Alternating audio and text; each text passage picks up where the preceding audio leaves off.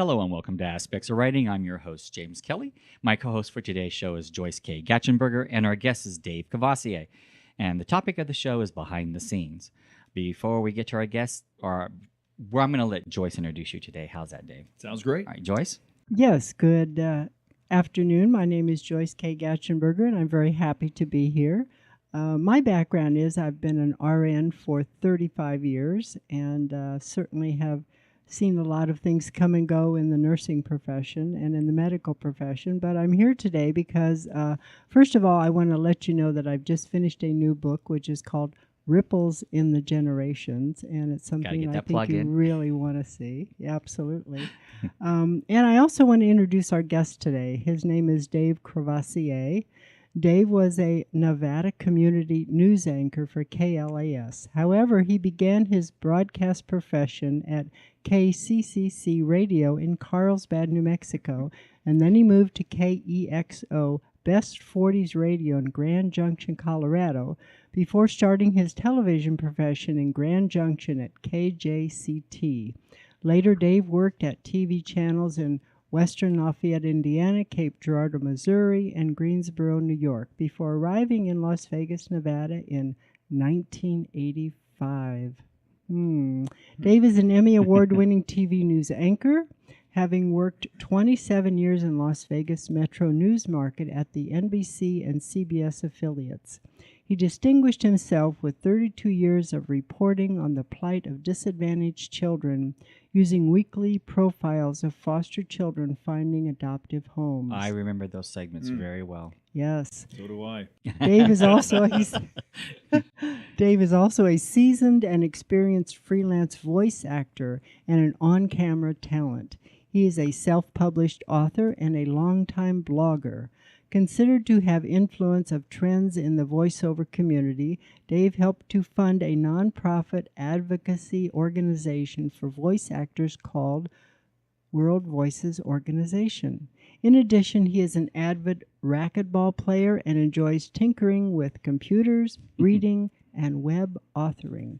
So good afternoon, Dave. Good afternoon. That's a guy you'd want on your show, I think. I mean, Absolutely. Wow, what a resume. Let's Holy go cow. find that man. So what did Joyce leave out, Dave? Well, it's not Greensboro, New York. It's Greensboro, North Carolina. Okay. Oh, And I okay. didn't fund the nonprofit agency. I founded it. Oh, Okay. But I helped to fund it too. So Founding if and you founded funding. it, you funded it. Yeah. Founding Yeah. and funding. Yeah, well, you've been a few places I've been, certainly. well, back then it was have hairspray will travel. I- You know, it was common. It was common to move between stations pretty regularly, like every 2 or 3 years. Yeah. But I landed here and somehow it stuck. So Yeah, and why did you choose Las Vegas? it was the job. I was recruited by the station, NBC, KVBC at the time, and I auditioned for the job as news anchor, and they seemed to like it, so I stayed. Mm-hmm. And so was journalism in your background? So no, No. had never taken a journalism class in my life, and Biology, I think. I'm kind of embarrassed to say that, but you know, it worked okay for me because I learned through the School of Hard Knocks to be a good journalist. And I made good grades in grammar and spelling and English in school and college. But I have a degree in something totally different. I have a master's degree in exercise physiology, Okay. which I never really applied to the real world. But I stumbled into broadcasting, and as she just said, went from station to station for a while. And like I said, I really learned through the School of Hard Knocks how to be a good broadcaster. Mm-hmm. So when you went to these first stations, like in Carlsbad, Mhm. you went there as to interview to be on the radio, or how did that work? Right, I was a DJ. It was Okay, it was a yeah, DJ. I was- Okay. I was a country western DJ. Oh, okay. It was one of those great American stations owned by a guy who owned the furniture store in town. Okay. You know, this station was located inside the furniture store, and they give the school lunch menus in the morning and spin country western radio songs, and it was just a great training ground for a guy.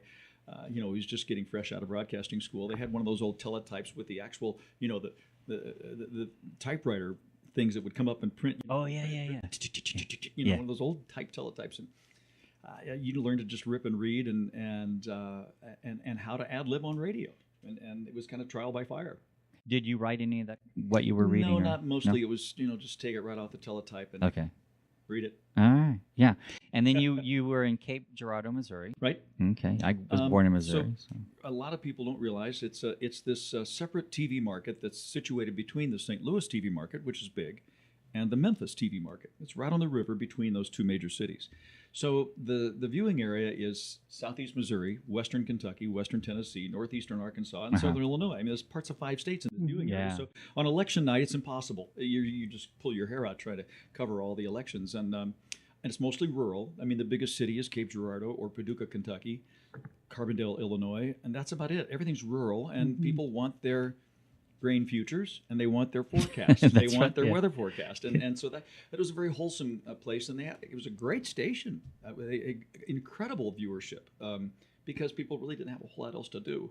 Yeah, well, you had quite an experience if you were in the Midwest there, and then Well, I grew up in the Midwest, so I felt okay with me. I met my wife in Cape Girardeau, and we're still married 36 years later. Oh, that's nice. That's an accomplishment in today's society, she's especially. a nurse too, by the way. Yay, raw for nurses. Absolutely. She's an RN. So is she going to turn author as well? Don't think so. No.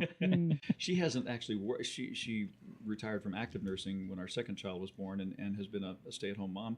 But she's very active in child patient advocacy and hospice care at our church. Wonderful. Oh, that's nice. Yeah. Wonderful. Once a really nurse, always a nurse. I'm telling you, it's Yes. in her blood. Mhm. Yeah, and her mom was a nurse. Her mom was a nurse at World War II. I mean, served Wow. in Guam. Treated the wounded from Iwo Jima, that kind of thing. And with the stories she had. Oh, I can imagine. Yes. Wow. Yes. Yeah. Well, we need to talk a little bit about Joyce, just so we can get her in here as far as what she's at. Joyce started off as a nurse, but then how many years ago was it you turned author? 2 or 3? Well, excuse me. I started out as a teacher. I was kindergarten and first grade teacher many, many years ago. And when I got into teaching, I saw the need for public health, especially with children. There were a lot of needs for immunization, a lot of needs for family dynamics, a lot of needs that were not met in children. And I thought to myself, how can I make a difference in that? Well, kind of coming behind the scenes, which tends to be the topic for today's story, I thought, how can I make it better? How can I make it? Well, one thing led to another, and I ended up in anatomy and physiology class in the nursing program. And I being also from the Midwest, you look around and you say, what can I do? Because in the Midwest, there are not maybe a lot of options. And of course, I'm growing up, and of course, the understanding is you will get married, you will have a family, you will have babies, and that's what you're supposed to do. So, of course, I being a rebel, I said, I'm going to go to school. I'm going to go to college. Well, that didn't happen until I had 3 little children.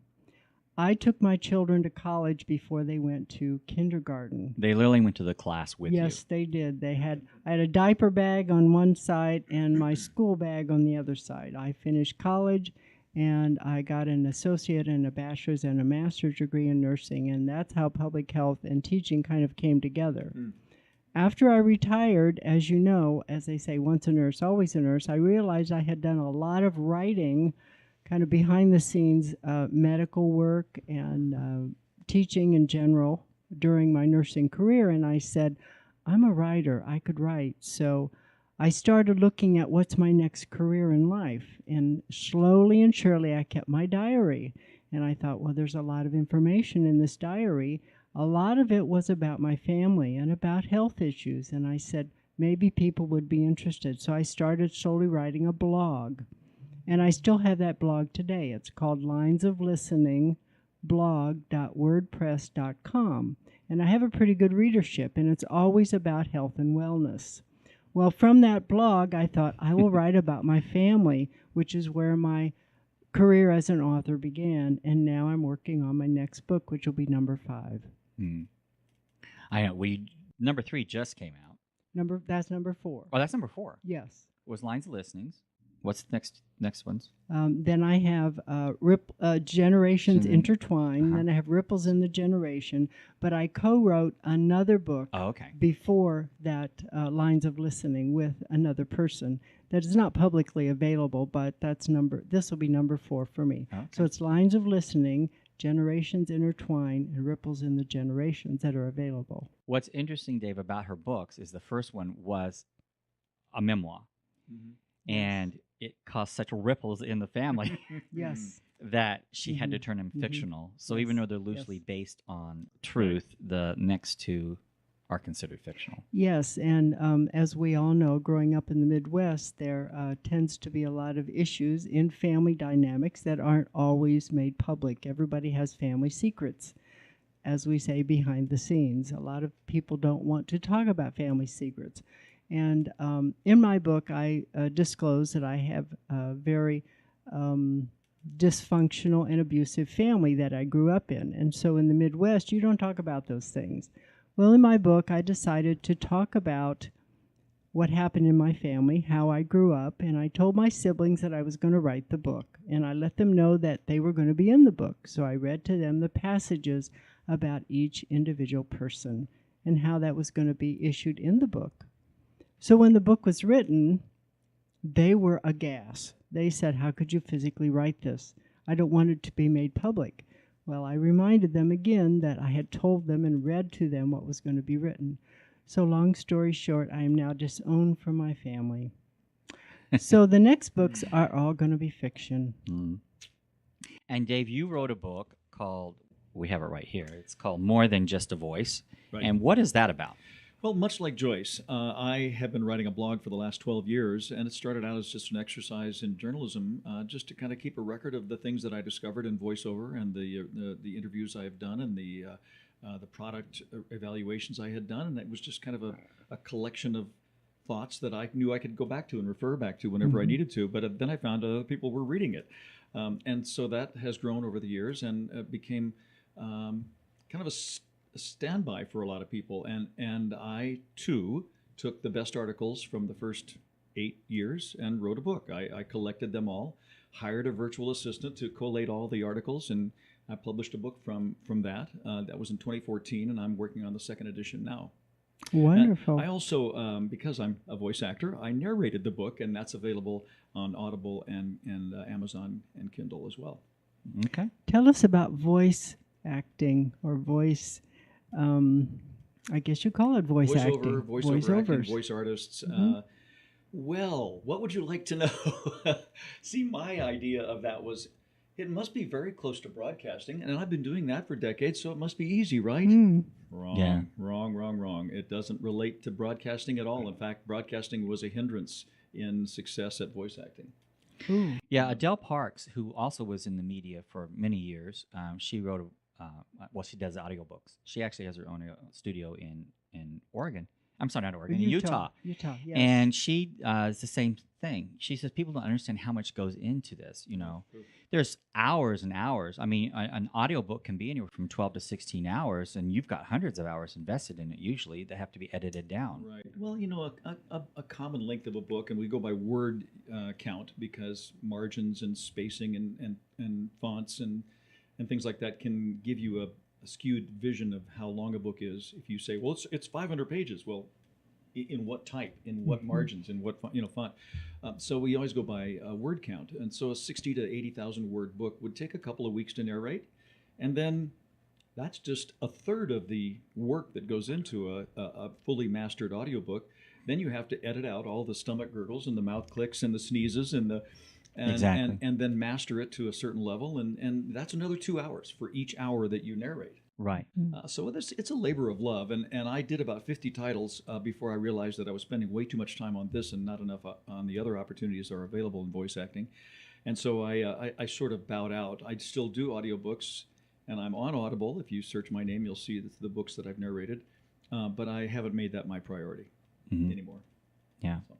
And do you get a lot of feedback from people about the quality of your voice or the tone of your voice, or what is the most that people recognize other than maybe your past TV appearances? So I alluded to that and how it was a hindrance to me when I started in voice acting. I thought it would be a slam dunk. I thought, well, at least I got the talent part down. Well, it turns out that not only did I really not have the talent part down, but I also didn't have the business savvy that I had lacked I worked for someone else for 30 or 40 years, and now I'm working for myself, which is the good news and the bad news. So now I'm my own audio engineer, I'm my own advertiser, I'm my own bookkeeper, I'm my own talent. All that gets stuck onto the hat that you wear, and so there was a big challenge. I've really been working at that hard since the last year and 4 months that I left TV. And I've had some experience in it because I was doing that freelance for about 10 years before I left TV. So, but all of a sudden I'm like, this is my main source of income now, and it's It's a lot different. more serious. Well, and I think it's just like an author. When you go out to publish a book, you think, oh gosh, it's so hard to write this, and I've got to get it edited, and then and you think that's the difficult part. And the reality of it is the business end of it. If you self-publish, it's the business end. It's hard. Phone. It's not mine. It is very difficult because, as you know yourself, the writing of the book is the easy part. The hard part comes next, like you say, the editing and the font size and the promoting and how do I sell this and who do I sell it to and who will be interested. And whether you're a freelance photographer or a web author or a graphics artist, there's always now a social media component to what you have to do to be recognized. And you have to be savvy at social media and marketing and PR. And, there's no end to the hats you can wear. But just to finish the thought about voice actors being different than broadcasters, there is a certain cadence to the news delivery. Okay. It's patterned and it's expected by viewers. But it's not the kind of cadence that voice acting hirers want. Yeah. The trend today is conversational. Now, you're not going to find too many people that can define that. They just know it when they hear it. Right. So if you've got a very patterned news delivery, it comes out. You hear it. It just, you're probably hearing it right now. It just happens because I'm so practiced at it. So I've had to learn to drop that and be more conversational.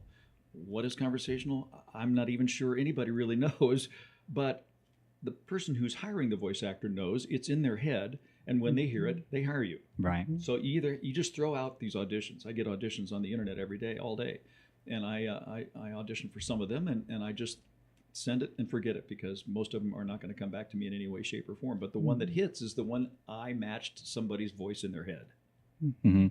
Well, I think the key would be just conversational, just like if we're sitting here talking right now. Whereas I get what you're saying now. Until you mentioned it, I didn't realize you really do have a rhythm when you're on the air. Yep.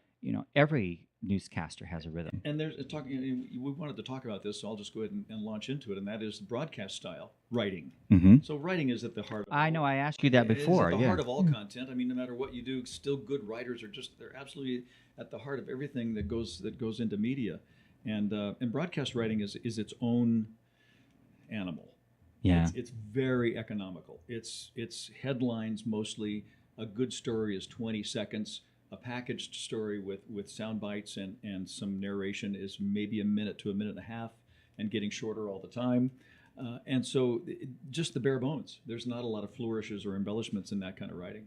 Yeah. So when you go to, all right, let's say you're doing a 30-minute newscast, and you probably have 10 minutes of that at least. Do you write all that commentary, or does someone else write any of that? So yeah, just to underscore that, a half-hour newscast gets broken down into weather, sports, right, commercials, and you're right. There's maybe 10 to 12 minutes left for news, right, in a half-hour newscast, and the reporters will come in with their story that they've written or fleshed out at least. The line producer, and a line producer is a person who's in charge of each newscast and decides what stories go into it and at what order they go in. And they often write quite a bit to segue between stories.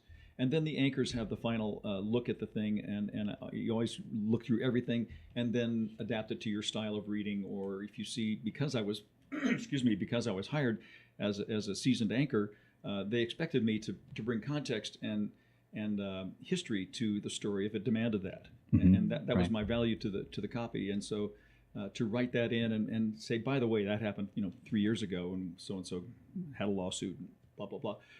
And so those were all editing. I didn't often write the raw copy, but I'd edit heavily.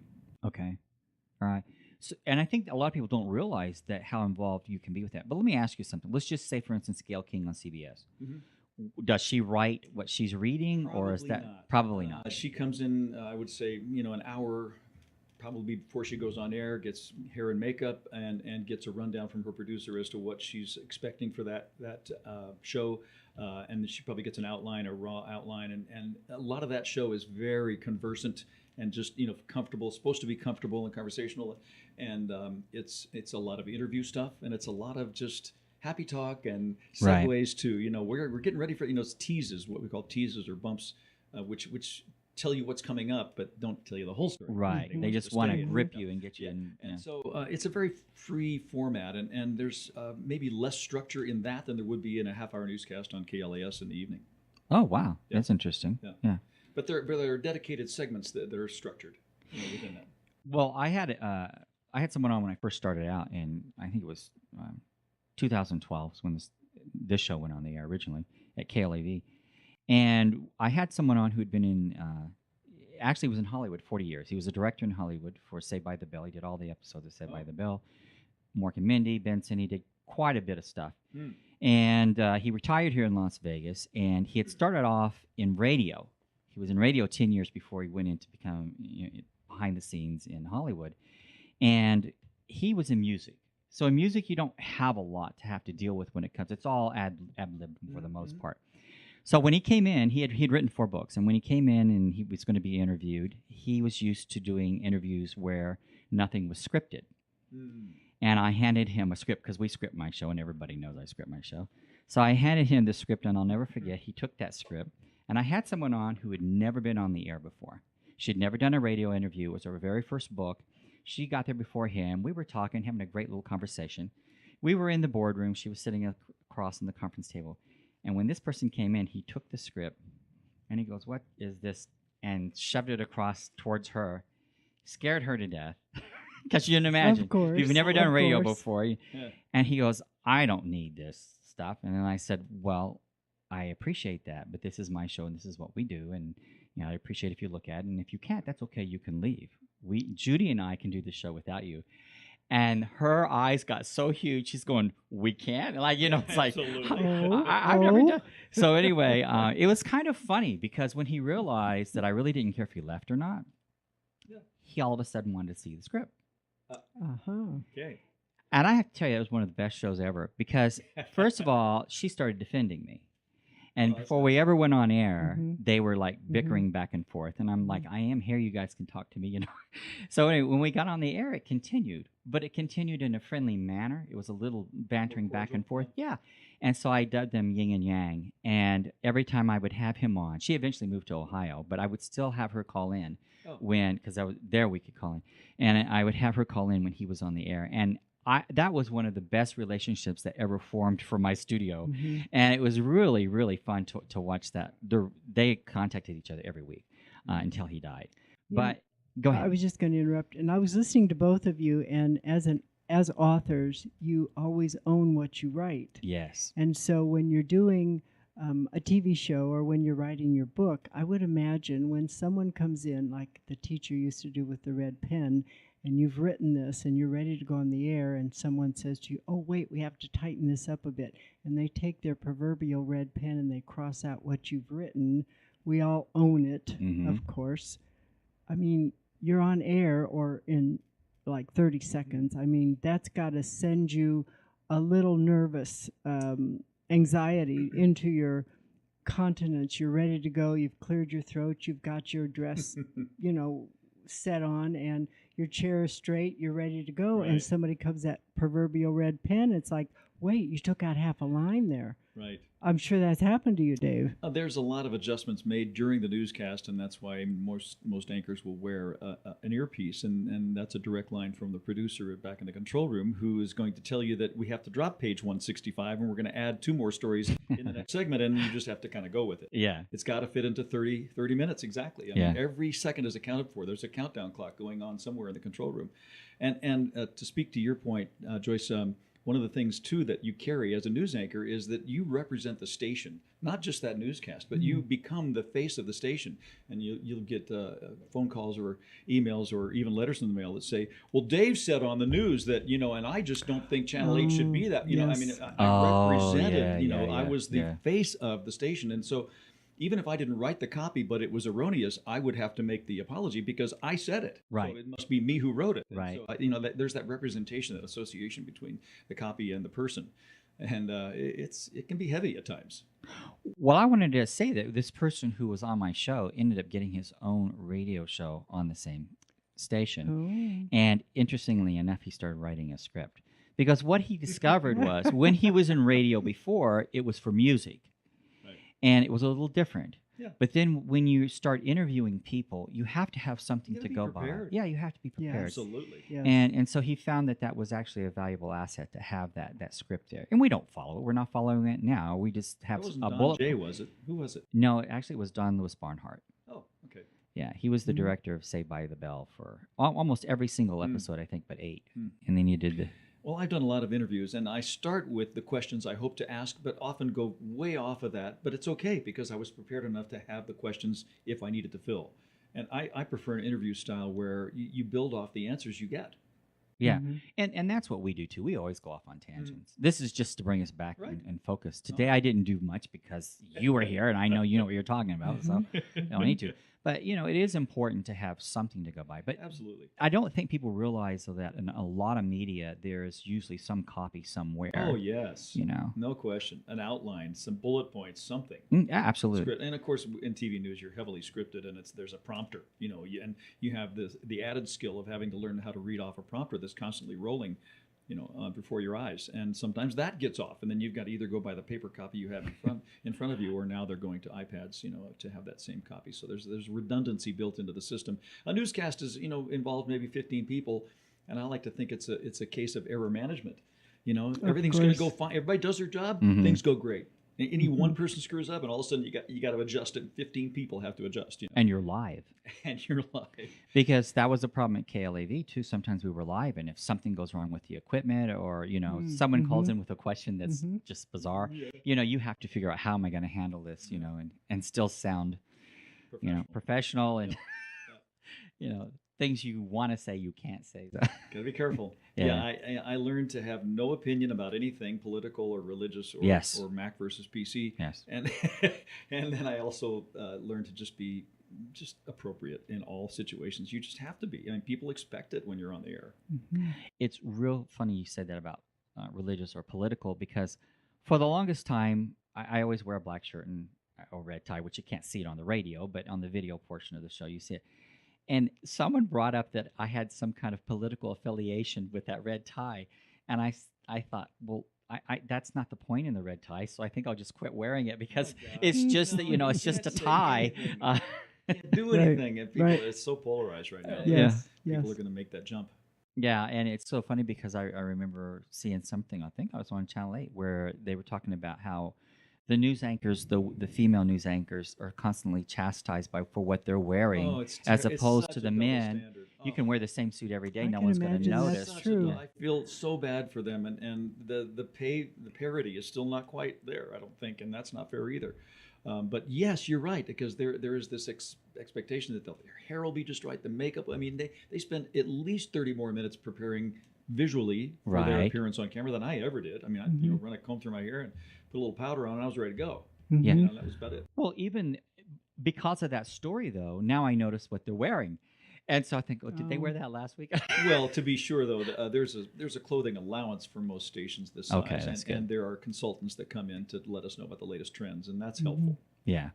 But yeah, anyway, there's so much that goes behind the scenes with everything in the media. Yeah. Even when it comes to, I think, writing print. Have you written for ever newspapers or magazines? Not really. I mean, some freelancing, but like Joyce, I've really been trained as a blogger, which is a discipline all itself, and I've found that I'm a fairly good writer, and I've trained myself to be a fairly good writer, and that means being disciplined, because I try to blog 4 to 5 days a week. And people say, well, where do you find the material? That's what I was going to Yes. ask. How do you Yes. Where do you? Yes. And I've just gotten to the point now where I'm constantly thinking about what I could Yes. write about. And, Yes. and stuff comes up, and I never have trouble with topics now.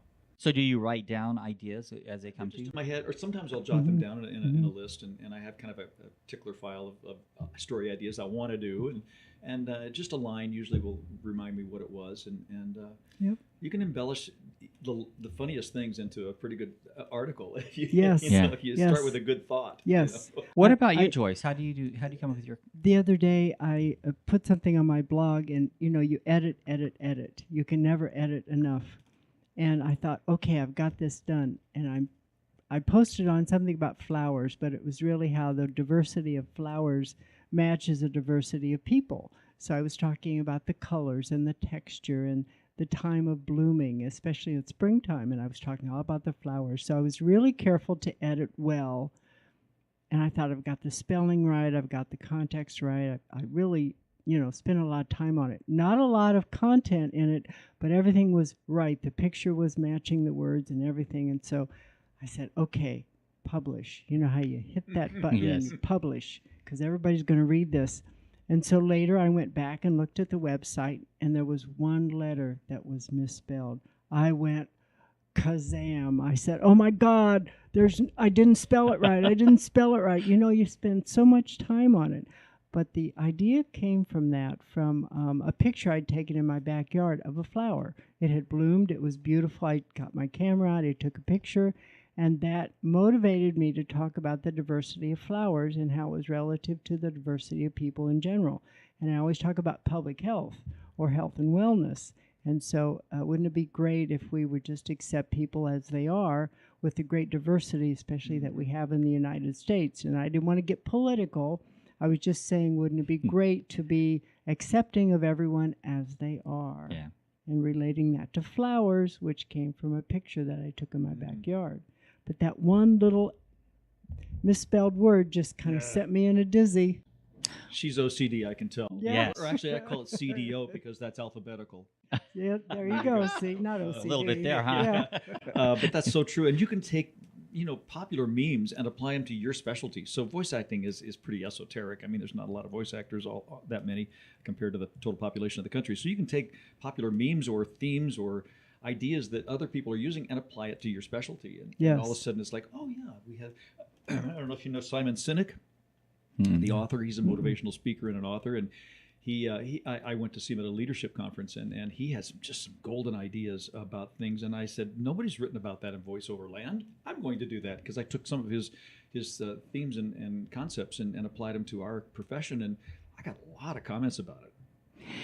I have to say, I have to go back to something you were talking about. We were talking about spelling and making errors, and especially in blogging and websites, because you don't have to change my website every week. It's interesting because you had brought up that Joyce had read that you said Greensboro, New York, and I actually copied that from the internet, from some site, because I do a lot of research. I do a lot of research, and to bring everything together. Sure. Sometimes it's easier just cut and paste when we're going to talk about something. So it is important. Someone's bio's got that in there as New York. Go back and find it. You've been to New York. Yeah. You know Well, it. yeah, I have, but not as an anchor. So that's interesting. And I'm always making mistakes on my website. I love it, though, when someone calls me and said, you do know you spelt that word wrong. And I go, which one is it? What page? Yeah. Because they read it. I mean, Well, that's true. That's true. That's a good thing. I write probably better conversationally than I speak conversationally. I write in a very loose conversational style, so I'll use wanna, gotta. Oh, okay. Gotta, have to. Okay. Yeah. I'll use those words, and it just flows sometimes better as I'm trying to create, the feel for the article. Yeah. Not Well, always, but sometimes.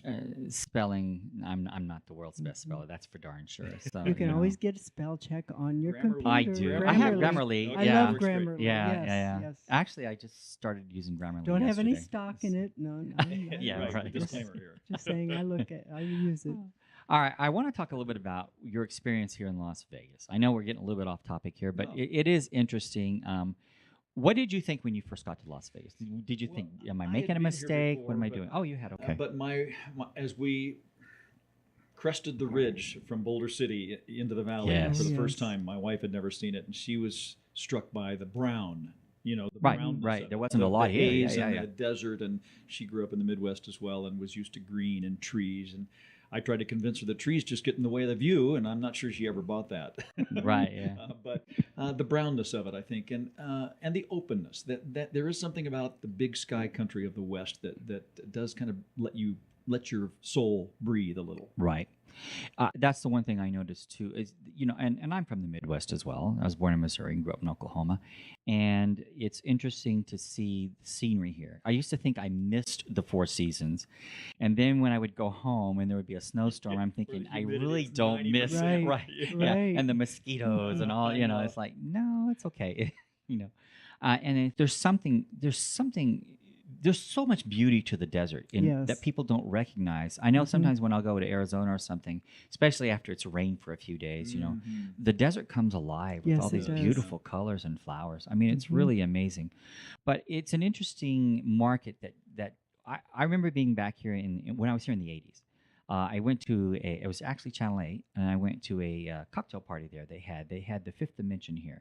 Oh, And my gosh. we were talking. I know Joyce and I were talking. I think you were here when we were talking about it before we went on air, about how different the city was back then, and even the entertainers, and how it was such a close knit community. You kind of would run into each other.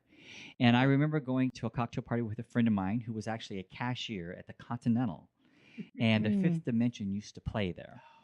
And they invited. She used to make them pumpkin bread and banana bread and all that. Great. And they said, Carolyn, why don't you come have breakfast with us in the morning? And I'm just this green kid. I turned 21 here in Las Now Vegas. you're talking about the Fifth Dimension, and you just invited them to breakfast, or they invited Well, they you? invited her to breakfast, and then because I was Oh. there with her, she says, "Why don't you just join us?" And so I went and had breakfast with the Fifth Dimension. And for someone Whoa. who just turned 21, that was huge. You know? Yes. So- They were big. yeah, they Yes. were. Yeah, Yes. yeah. They were here because of a benefit. They were doing a benefit concert. So You're just hanging out, just chilling Yeah. with the Being Fifth cool. Hey, I'm in Dimension. Vegas with the Fifth Yeah, Dimension. I know, that's I'm right. 21 and living it up. I'm telling you.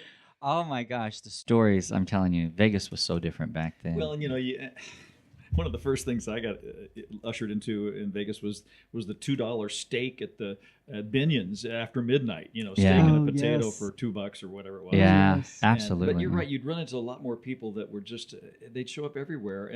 But there was because it was the end of the mob era too back then. Yes. And there was still some of that influence.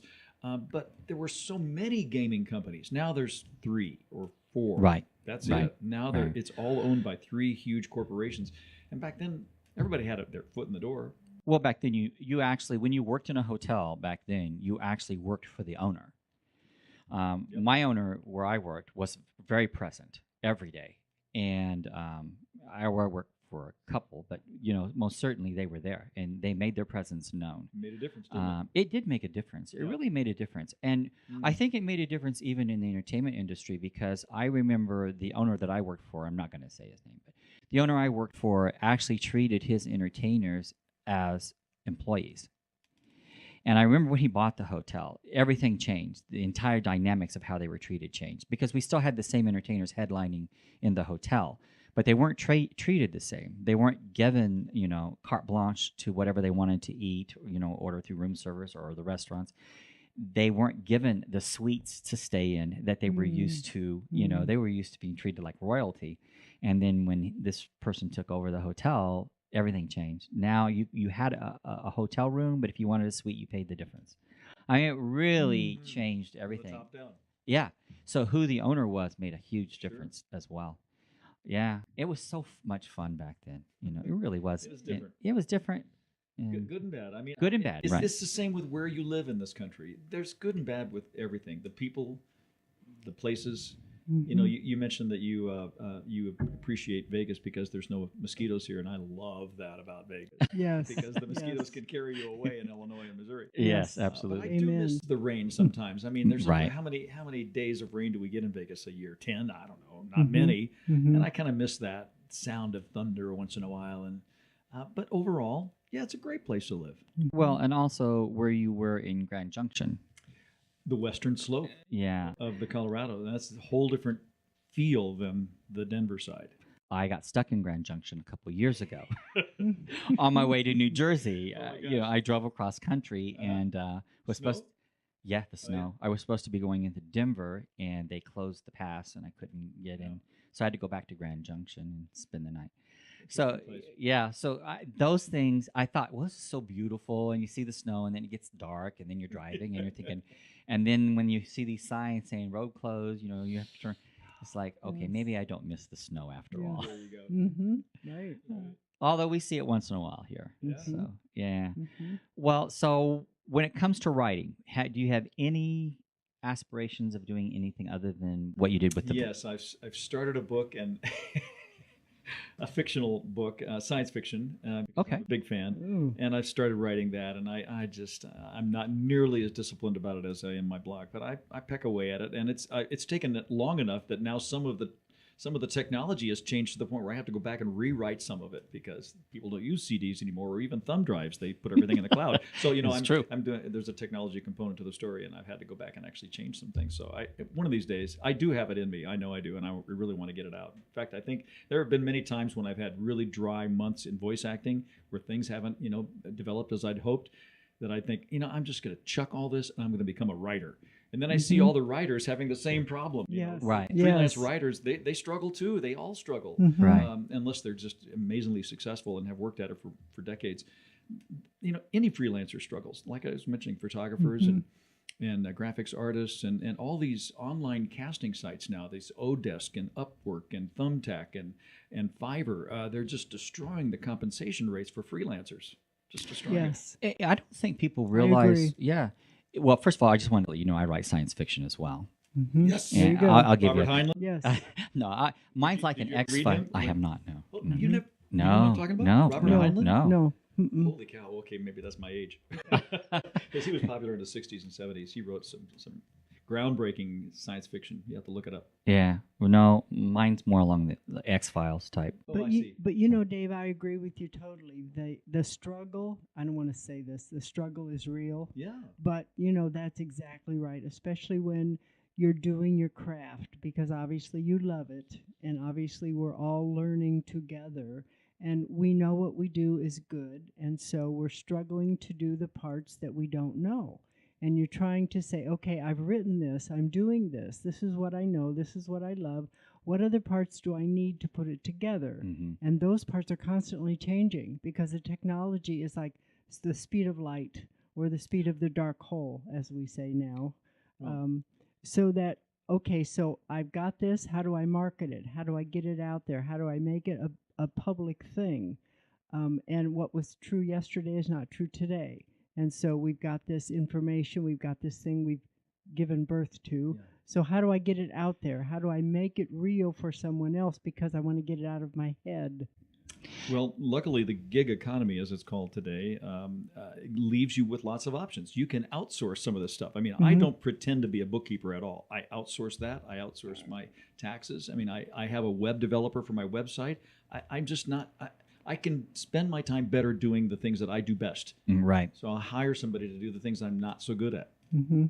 Well, one of the interesting things we're talking about how everything changes in this industry All constantly. these behind the scenes And that's what we things. talk about on Yes. this show is the Yes. changes. And I remember when I started out, my first book came out in 1995. And in 1996, when I moved here to Las Vegas, it went into Borders Books. I don't know if you remember Nice. Borders on Nice. Sahara and Decatur. Yep. Yeah. And I had done a few signings, but they were independent stores. I had never signed in a big store like Walden Wow. Books Yeah. or Borders or Barnes and Noble. So I had a friend. I don't know if you knew the DiMartinos that were here in Vegas. Well, anyway, one of the DiMartinos was a good friend of mine, and she read the book, said, "You've got to get this in the stores." And she literally, it was hard to get your books in the stores bet. back then. And she went to the Borders Books and said, "You've got to put this book in the store."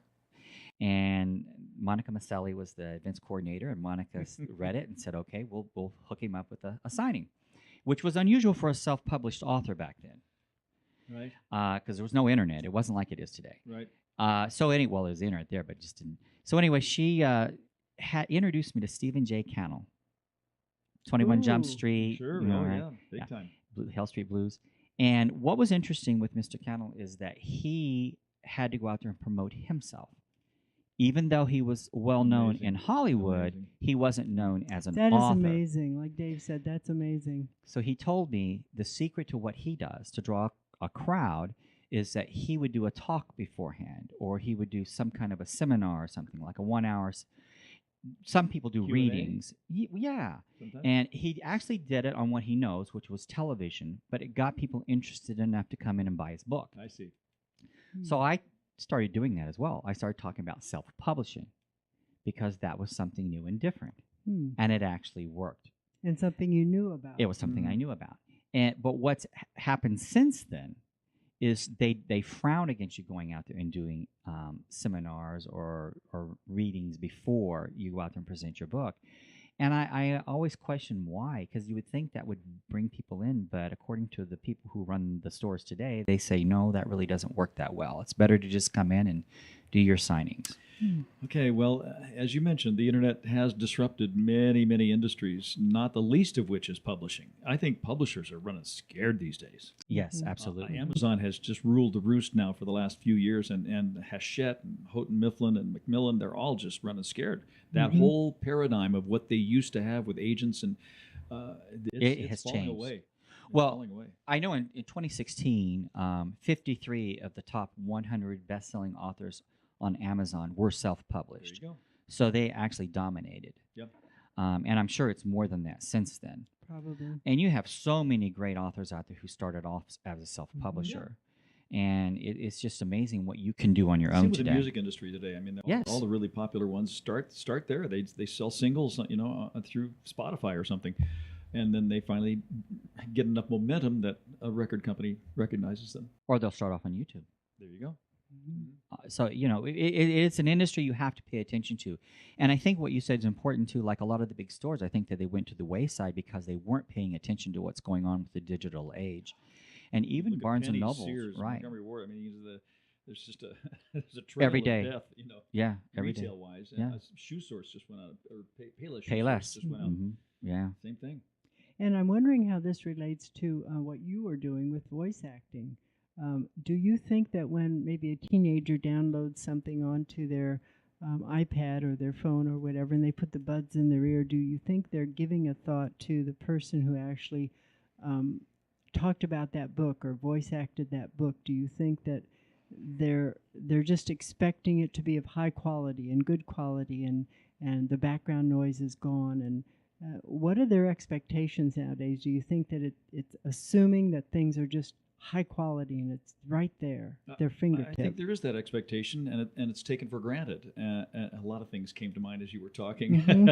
So the very high echelon of voice actors belong to SAG-AFTRA.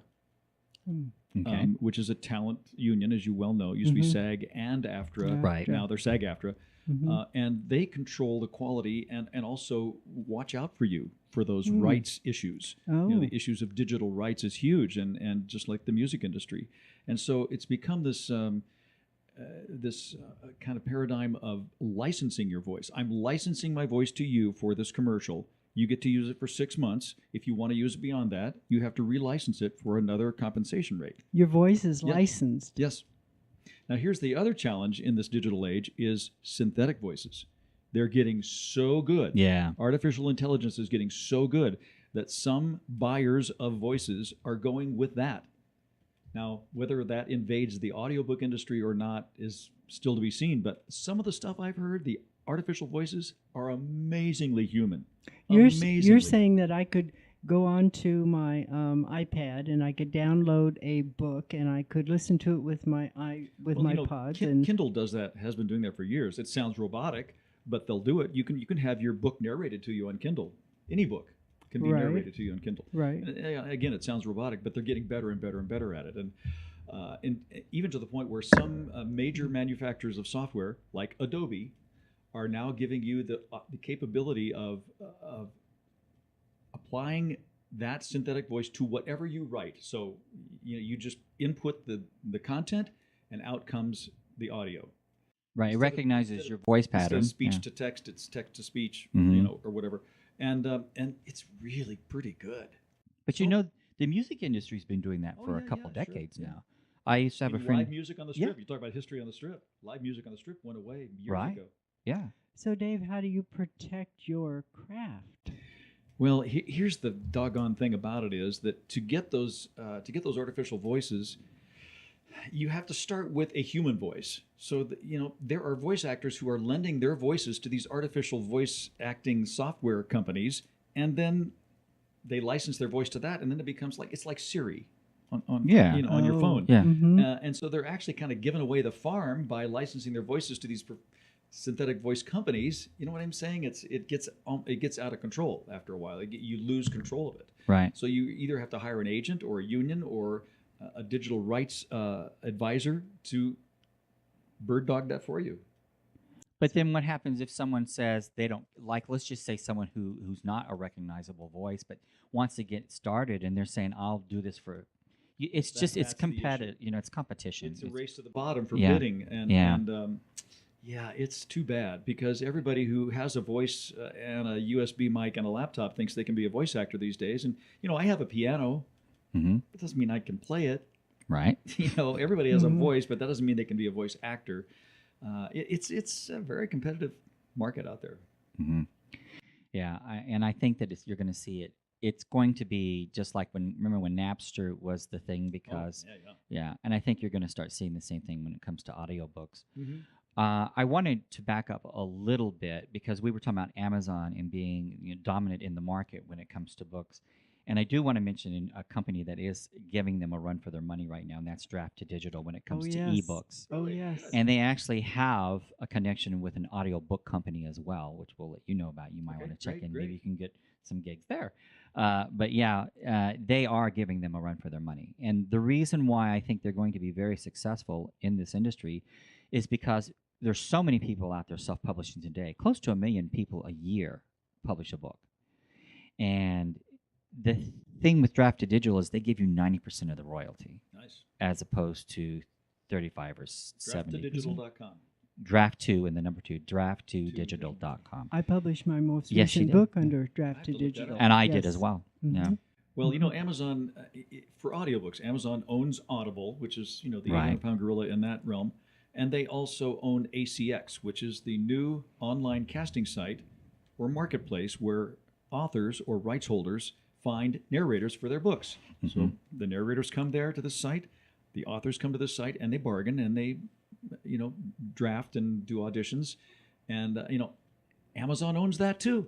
Well, I will say that Draft to Digital has a company that they've partnered with.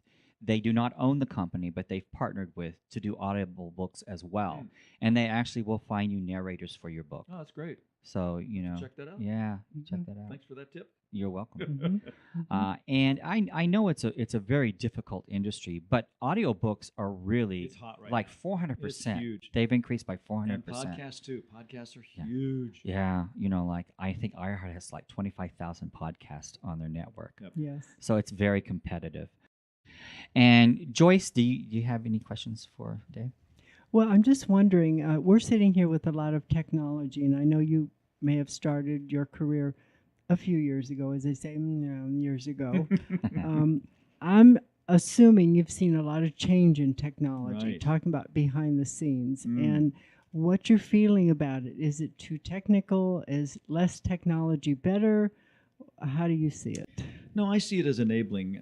It's a blessing and a curse because technology has disrupted a lot of industries. But it's enabled voice acting. It used to be to even cut a demo, you had to go and had to go to a studio in Los Angeles and they'd do a reel to reel, and then it became cassettes and then it was CDs. Now it's all digital. I mean, if I send a demo to somebody, I just put it in an email and send it. And so it's enhanced it, but it's also opened up the marketplace. As I mentioned before, everybody who has a USB mic and a laptop thinks they can be a voice actor, and so the competition has risen and the compensation rates have gone down. And what's added to that is these new digital streams of content. I mean, Vudu, Hulu, Amazon Prime, Netflix, on and on and on.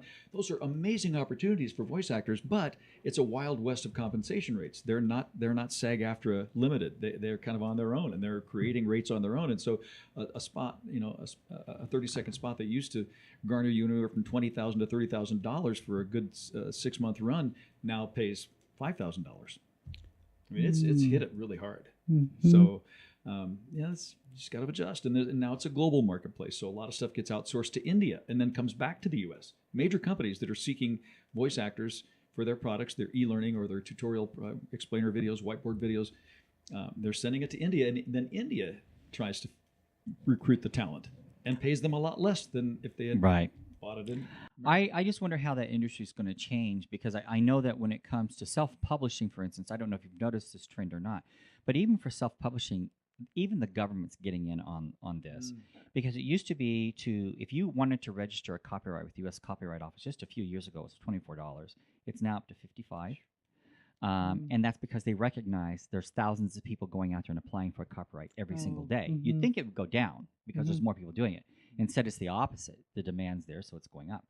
And you see that with every phase of what we're doing. Everyone's charging more and more for what they want, except for a few companies like the one who's smart and jumped on the bandwagon and is promoting your ebooks. But to answer your question, I don't think it's, the technology changes. It's not really good or bad. It's how well you can adapt to it, because it's a juggernaut. It's not going to stop. I mean, you could decry the use of the online casting sites as much as you want, but they're not going to go away. You just got to adapt to them. True. Yeah. Luckily, there are still good clients who want to pay good money for a professionally done book or voiceover, and so that's who you try to play to. Yeah. Well, we're down to the last minute of the show. So I'd like to thank our guest, Dave Courvoisier, along with my co-host, Joyce K. Gatchenberger. And Dave, again, where can we learn more about your work? Well, it's on Kindle, and it's on Audible. You can go to Amazon and just index my last name, Courvoisier, and you'll find it. And you have a website as well. Website, Courvo, Courvo.com, Courvo.com. All my demos and all my resources are there. Okay, and Joyce? I have linesoflistening.com for my books. You can also find all of them on Amazon, and my blog is linesoflisteningblog.wordpress.com. All right. So to learn more about our guests, just go to aspectsofwriting.com. There you will see links to their websites and their work. And we are syndicated on AMFM247.com on Saturdays at 1 o'clock, in addition to various outlets like iHeart, iTunes, Google Play. Just go to aspectsofwriting.com to learn more. So until next week, this is your host, James Kelly, reminding you, if you can dream it, you can write it. Thank you so much for being on the show, Dave. Thank you. Thank you.